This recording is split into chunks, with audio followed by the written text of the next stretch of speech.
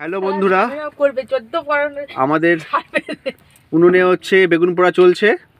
বেগুনটা পোড়ানো হচ্ছে।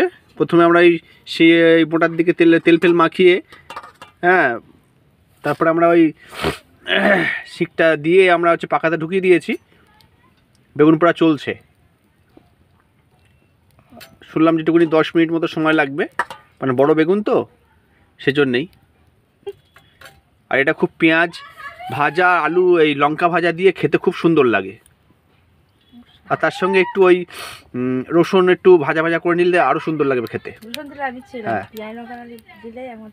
আপনারা কেমন কি করে কেমন খান আমাদেরকে বলবেন, আমরা নেক্সট বার ট্রাই করব।